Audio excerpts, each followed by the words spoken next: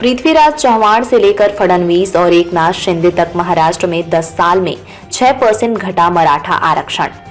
वैसे तो मराठा आरक्षण की लड़ाई लगभग 4 दशक पुरानी है, लेकिन पिछले 10 साल में मराठा आरक्षण 6% घट गया है।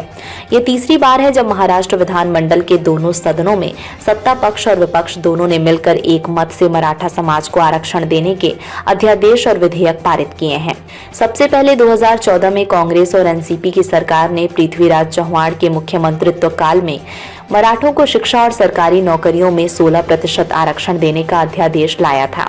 इसके 4 साल बाद बीजेपी और शिवसेना की सरकार में देवेंद्र फडणवीस के मुख्यमंत्रित्व काल में मराठों को 16% आरक्षण देने का विधेयक दोनों सदनों में पारित हुआ।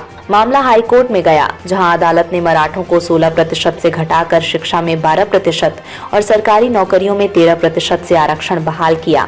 बाद में इसे सुप्रीम कोर्ट में चुनौती दी गई, जहां मराठा आरक्षण रद्द कर दिया गया। अब तीसरी बार बीजेपी, शिवसेना, एनसीपी तीनों पार्टियों की मिलीजुली मुख्यमंत्री एकनाथ शिंदे के नेतृत्व वाली सरकार ने मराठों को आरक्षण देने का विधेयक पारित किया है। लेकिन इस बार मराठा आरक्षण का कोटा 16% से घटकर 10% रह गया है। क्या बोले देवेंद्र फडणवीस?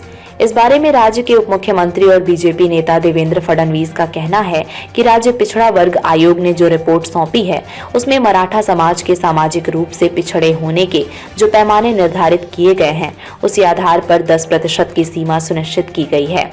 हालांकि इस विधेयक को भी अदालत में चुनौती दिए जाने की घोषणा मराठा आरक्षण विरोधी वर्ग कर रहा है। हालांकि सरकार ने सुप्रीम कोर्ट द्वारा पहले रद्द किए गए मराठा आरक्षण के फैसले के खिलाफ सुप्रीम कोर्ट में क्यूरेटिव अर्थात पुनरीक्षण याचिका दाखिल कर रखी है। सरकार का दावा है कि उसका ये विधेयक अदालत में जरूर टिकेगा।